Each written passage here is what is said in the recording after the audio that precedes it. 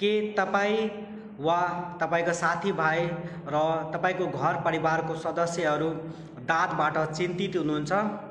आज म त्यही सन्दर्भमा दाँतको बारेमा चाहिँ केही जानकारी लिएर आएको छु। दाँतलाई रिङवर्म पनि भनिन्छ, तर फंगस दूषितको कारण आउने गर्छ।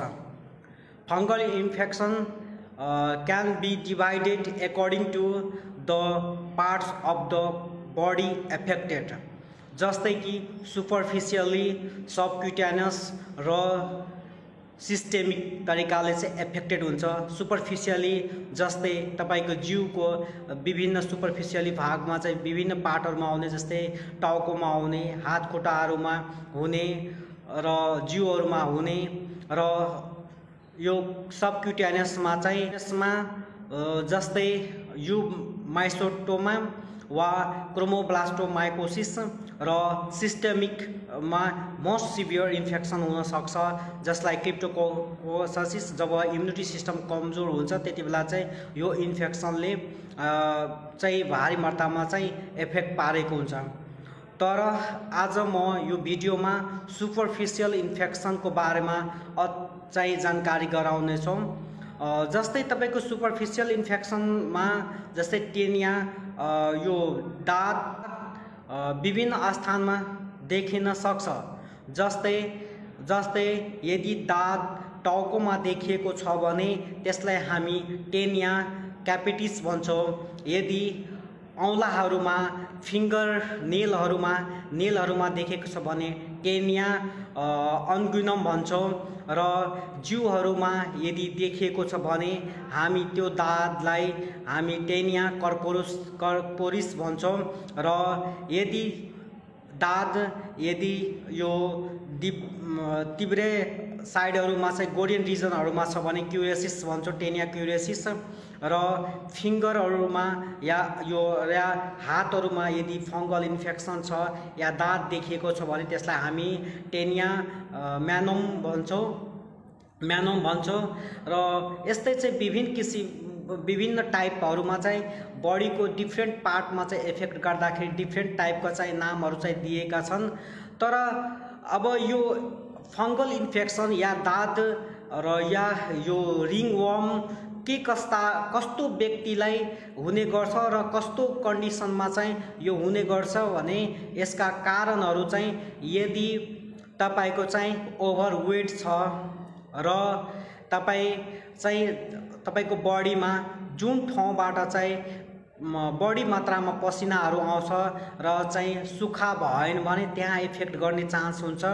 र अर्को चाहिँ यदि तपाईलाई एलर्जीको समस्या छ भने हुन सक्छ, वा तपाईले चाहिँ टाइट लुगाहरु चाहिँ युज गरिराख्नु भएको छ, जस्तै जिन्स प्यान्टहरु लगाइराख्नु भएको छ भने तपाईलाई चाहिँ यो फंगल इन्फेक्सन हुने चान्स हुन्छ।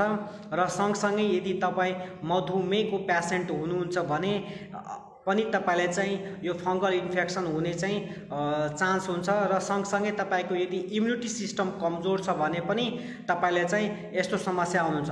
र धेरै मात्रामा व्यायाम गर्दाखेरि जुन घर्षण हुन्छ त्यो ठाउँमा पनि तपाईले चाहिँ यो फंगल इन्फेक्सन हुन सक्छ। यदि तपाईले चाहिँ फंगल इन्फेक्सन या कि दाँत देखिएको छ भने कस्ता लक्षणहरु चाहिँ देखिन्छ भने जस्तै तपाईको छाला सुक्खा हुने, खोस्रो देखिनु या चिलाउनु, र चिलाउँदाखेरि चाहिँ दुख्ने र पोल्ने जस्ता हुन्छ, र गोलो नीलो दाग जस्तो देखिन्छ, जसलाई हामी रिङवर्म भन्छौं। र सुरुमा चाहिँ तपाईले चाहिँ त्यो रिङ जस्तो जुन देख्नुहुन्छ, गोलो टाइपको देख्नुहुन्छ, त्यो सुरुमा चाहिँ रेड हुन्छ र धेरै नै कन्याउन थाल्यो भने त्यो चाहिँ पछि चाहिँ त्यो कालो हुँदै जान्छ र सँगसँगै त्यो तपाईको सेतो स्केली टाइप चाहिँ आउँछ। र अरु के छ भने यदि तपाईको चाहिँ यो दाँत देखिएको भाग चाहिँ सुनिने हुन्छ र दाग भएको ठाउँमा चाहिँ कपालहरु झर्ने हुन्छ।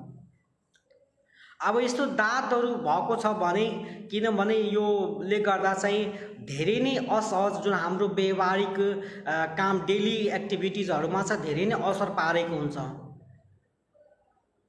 पारेको हुन्छ। त्यसको लागि चाहिँ हामीले चाहिँ के कस्ता रोकथाम चाहिँ गर्न सक्छौँ, के कस्ता उपायहरू चाहिँ अपनाउन सक्छौँ भने र कसरी हामीले चाहिँ जरैबाट चाहिँ यसलाई हटाउन सकिन्छ भने चाहिँ बारेमा चाहिँ अझै बुझ्नु पर्दा चाहिँ हामीले चाहिँ सबभन्दा पहिला चाहिँ सामान्य रूपमा चाहिँ उपचार गर्यो भने जस्तै तपाईले चाहिँ यसमा प्रिभेन्सनको लागि चाहिँ तपाईले चाहिँ के गर्नु पर्यो भने छालालाई चाहिँ सफा वा र तथा सुक्खा राख्नुपर्छ।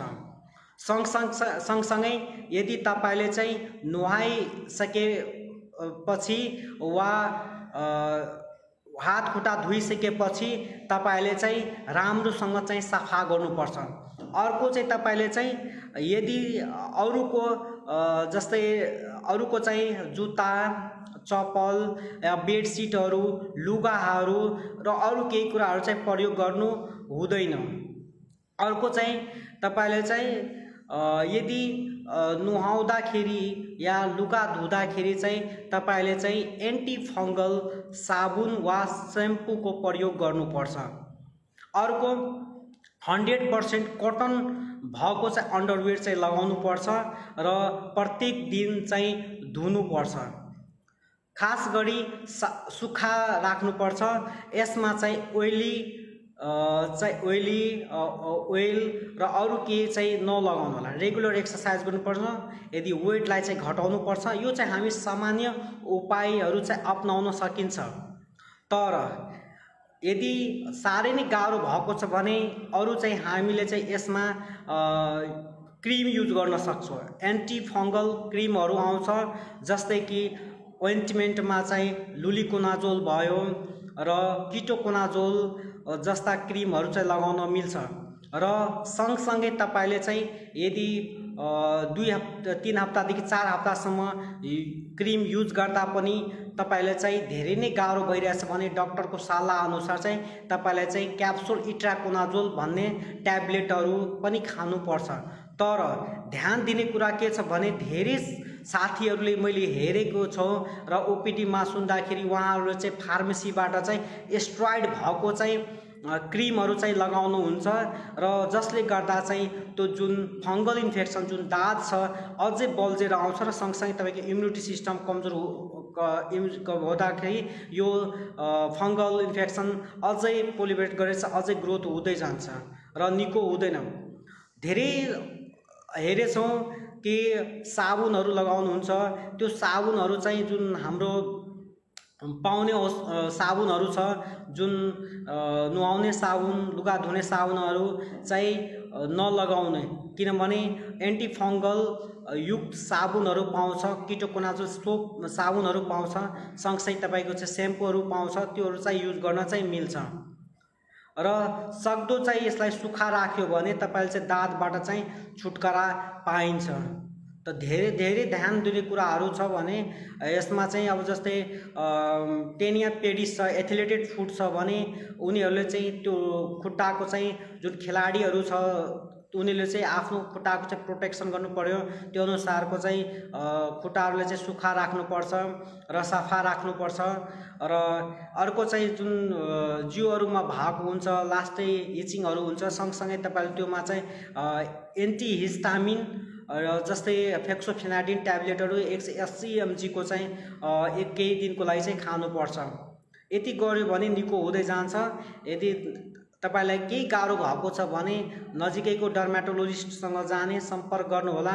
उहाँले चाहिँ त्यो अनुसार चाहिँ तपाईँको टेस्ट गर्नुहुन्छ र टेस्ट गरेपछि चाहिँ फङ्गल इन्फेक्सन कुन टाइपको फङ्गलले चाहिँ तपाईँलाई इन्फेक्सन पारेको छ त्यो अनुसार चाहिँ तपाईँको चाहिँ फर्दर म्यानेजमेन्ट र फर्दर ट्रिटमेन्ट गर्नुहुन्छ। धन्यवाद।